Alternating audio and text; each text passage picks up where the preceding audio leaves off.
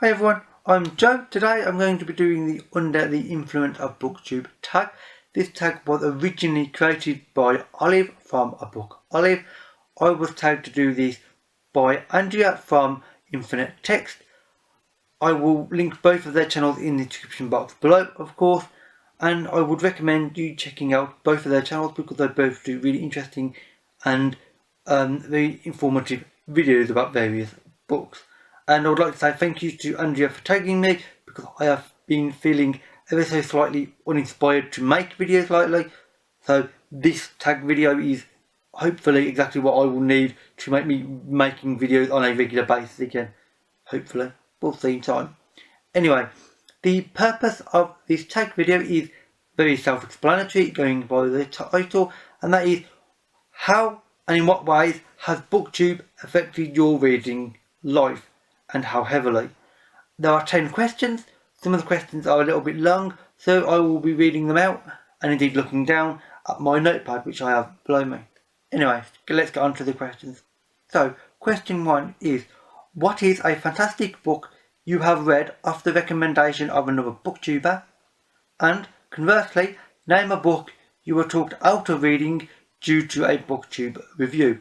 Now, I am not going to name any individual book for either part of this question because frankly there is an awfully large amount of books specifically that I've read because of Booktube and a slightly smaller but still significant amount of books that I've decided are not for me, based entirely on a booktuber's opinion in a review or a monthly wrap up. Now, frankly, there are many booktubers that I trust, so when they talk about a book, whether it's positively or negatively, I take very careful attention of them, and I heavily base my reading of certain books on them. One in particular, though, and indeed this will be a very familiar name if you watch my channel for, well, a few weeks, frankly, because I talk about it all the time, and that is Rachel, known as Culinary on Booktube. I trust Rachel's opinion very heavily. I have a certain similarity of preference for books with Rachel, so when Rachel says that a book is good, that is actually true in most cases, and it will probably mean I will like the book. And if she says that she read a book and she found it frankly too strange and she didn't like it for various reasons, then more than likely it's going to be accurate to me as well.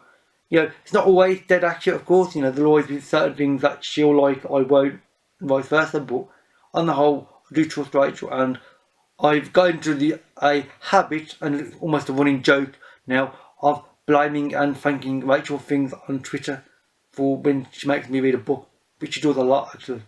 So, question 2 is, has Booktube opened your mind to or changed your mind about any genres? And I wouldn't say it has changed my mind about any genres completely. It hasn't reversed my opinion. I haven't suddenly decided that I love a genre that I used to hate, or now hate a genre that I used to love. However, it has made me more open-minded and more broad-minded and less judgmental on certain genres. In particular, one, and people might be able to guess this, is actually the young adult genre. When I first joined Booktube over 4.5 years ago now, which has been a long time, my opinion on young adult genre was extremely bad. I used to think basically all young adult books were terrible and I hated them, frankly. I was making a broad judgment call. It was not a very good call because I was being too general and I wasn't being very fair with that. Booktube has made me realise that that's actually not always the case. I have found an occasional young adult book that I like. Admittedly, I'd still say that I do not like young adult as a overall broad genre, but I don't automatically say that young adult is terrible anymore like I used to, frankly. Because it's not, it's just I don't personally get and understand young adult books as a whole. Yeah, it's just a personal thing. Question 3 is, how much time did you spend on YouTube prior to Booktube, and how much time do you spend now? And actually the answer for this is very simple. Before I discovered Booktube in mid-2013, I had almost never used YouTube ever before. And I'm not saying little, I mean literally ever before. I used to think that YouTube was just for idiots wanting to get their 15 minutes of fame, people trying to break into the music industry with, covers of songs, and people trying to do so-called comedy sketches, which are almost universally not funny, in my opinion. Actually, when I discovered Booktube, I realised actually YouTube contains a lot more than just those stereotypes which I had in mind, similar to the young adult in that way, and I should actually think about YouTube differently. And obviously now it's very different because I'm the one of the idiots looking for 15 minutes of fame, I suppose you would say. Although fame is actually not what I want, actually quite the opposite. Oh, and now I spend not actually that long watching videos per week. I watch odd bits of Booktube here or there, probably about a dozen to 15 hours a week. I try to make sure I don't watch too much because frankly, to make videos I need to read books and I have various other things to do, so I can't afford to spend the time on it, but I try to spend the time I can, frankly. Question 4 is, how many books did you read per month and per year prior to Booktube, and how many do you read now?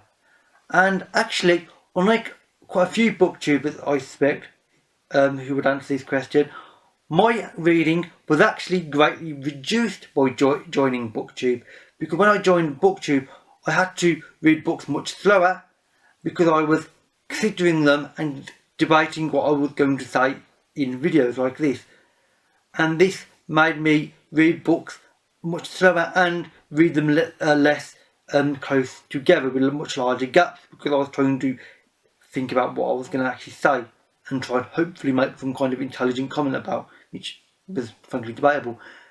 Nowadays that is much less of an issue though, and my reading has massively increased again, and it is nearly back to what it used to be prior to 2014 when I first started this channel.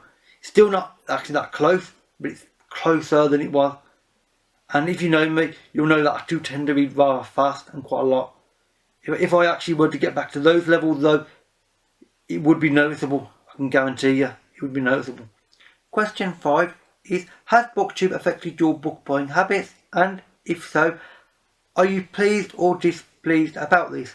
And that is very obviously for me, it has greatly affected my book buying habits, because I have been buying an awful lot more books since joining Booktube than prior to it. When I first started Booktube, I owned around 300-ish books.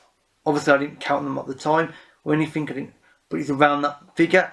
I now have getting on for 900 books, and I buy on average, as of the last few years anyway, about 100 books per year. So that is increasing quite quickly. I'm trying to be a bit calmer and a bit more sane about my book buying, because last year, for instance, I bought a lot more than 100 books and it was going a bit too enthusiastic, so I'm trying to sort of rein it in a bit. But I expect it will never drop very super low again. It will always be close to the 100 mark, to be honest, and I don't mind because I love books. Question 6 is, has a review by a booktuber ever retroactively made you reconsider your stance on a book? And I would have to say for that, yes, it has certainly several times. And actually one person in particular, and I've already mentioned her in this video, is Rachel. There are books that I was probably more negative on than I needed to be, and probably unfairly so. And Rachel, when she read that particular book, she made me realise that actually there are things about this book that I hadn't considered, and I should maybe think about it a bit differently. In some cases I have reread those books since, in some cases I haven't, depending on whether I have found the time. And often I've actually been proved right. Rachel has actually often changed my opinion on certain negative opinions I had in the past. I will try to not keep mentioning Rachel so much in this video for every answer, but she's enthusiastic about books. It's not easy to do. Question 7 is, are there any videos you've been inspired to make due to another booktuber? Have you ever felt inspired by another booktuber style? And that is whether that be video, personal, book related, whatever. And this would be overall, yes, on quite a few occasions over the years, I felt like I didn't quite know where I was going with my channel, or didn't quite know what I wanted to do with my videos. And then I've just watched some fellow booktubers, and that's just inspired me to go and try out slightly different things, and has made me realise that I still love Booktube multiple times over, and it sort of made me continue doing what I'm doing, and it's just really greatly helped, because without the community, without the other booktubers, I wouldn't have maybe continued this. I don't know, but I have a feeling I might not have, because I might have just lost my way, with what I was actually trying to achieve with making videos. Watching other booktubers have always made me focused and made me know what I actually want to achieve, which I'm greatly appreciative of. Question 8 is, what are some pressures you feel on your reading life because of your channel? And for this, there actually aren't really any more that I feel, but the pressures I used to feel several years ago were, unsurprisingly for Booktube, and I've heard other people say this, is that I felt the pressure to read a certain amount of books per month, just so in a wrap up, for instance, I could say I've read this many books and I would have a reasonable length video to make.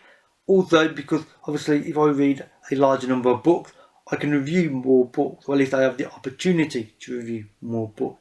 Obviously this is based on what the book content is. However, that is no longer the case, because now I just read basically what I used to read prior to Booktube, and that is I read what I want, when I want. If I read slightly less one month nowadays, I don't actually feel that bad. Although, saying that though, I still do read on the whole quite a few books a month. I mean, I usually read a dozen plus books pretty much every month. It's very unusual for me to read much less than that. Occasionally I do, but on off months, but it's rare. So, but I don't feel that pressure anymore. It's just now it's a natural thing that I read a reasonable number of books and give myself the opportunities and ideas to think about and make videos about. Question 9 is, in what ways, if any, do you feel the social element of the community has impacted your reading, and do you think about books differently since joining?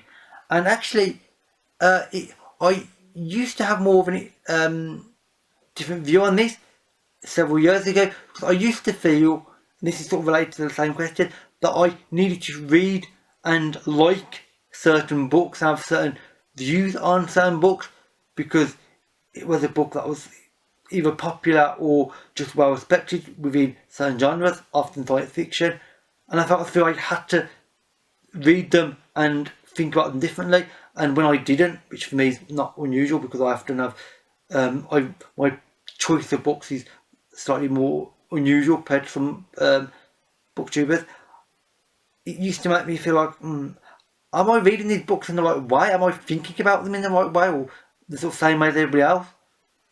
And it used to bother me quite a bit, actually. Nowadays, of course, I don't frankly care, because by this point, people watching me, like you, should know by now that I have an unusual and very varied selection of books. I like all sorts of weird and wonderful books, and I read them in all sorts of random orders. So I will talk about, frankly, any book at any time, and there's no real way you can predict what I'll talk about. I don't feel bad about that anymore. I used to once upon a time, because I felt as though I had to read certain books or certain types of book per month, a certain like space opera per month, or whatever it happens to be, and I had to say something about that subgenre, otherwise I'd be almost letting people down. Nowadays, no, that doesn't really affect me. And finally, question 10 is, what influence do you hope your own channel will have on the Booktube community and or aspiring booktubers? And the obvious one, and the very simple one, is obviously I hope to inspire people to read a greater variety of books, both not just science fiction, of course, but other genres. Although obviously I'm a science fiction person at heart, so that's kind of fairly obvious. I want people to read more science fiction books, classics and new stuff, and everything in between.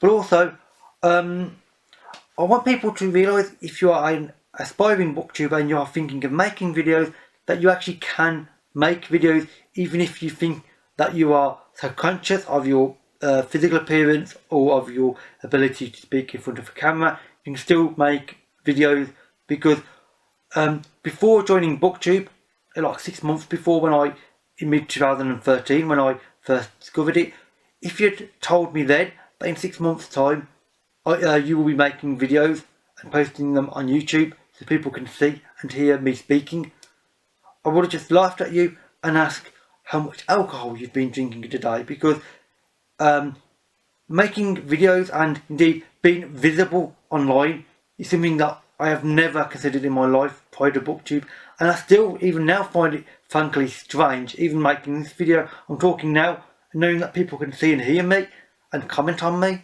is strange. I sometimes get negative opinion, which I frankly don't care about, but it is an odd sensation, but I'm completely used to it now. And I was, as if you go and watch some of my really old videos from 2014, I was horribly awkward in front of a camera. I was sat in front of a camera looking rigidly at the camera, and I looked like I was terrified, mainly because I was, frankly. You know, I didn't know what I was doing, but I felt as though I needed to talk and sit in front of a camera and do this, because I just felt it would help me as a person. You know, it would sort of get me out there and have a positive impact on my confidence and my general ability to speak in front of people, which it has greatly, and I do appreciate it for that. So if you think that you can't do it, then just think again and try and think about what you're going to say, and just have a go. Frankly, there's people have said some pretty negative things about me occasionally, and generally it won't matter. Just think about what you want to say and just go ahead and do it. And if it doesn't work out, if you don't enjoy it, then stop making videos. At least you've tried. At least you can say I did try, but it weren't for me, rather than saying no, I got scared. Getting scared and not trying is probably the worst thing you'll ever do. So try, if nothing else. Anyway, with that said, that is actually it for all of the 10 questions of this tag. I have not considered who I am going to tag, so I can't actually say anybody aloud now. If I can think of people, then I will link them in the description box below. Obviously, everybody that I've mentioned, I will link in the description box below as well. And that said, that is it for this video. So thank you for watching, and I'll see you another day. Bye for now.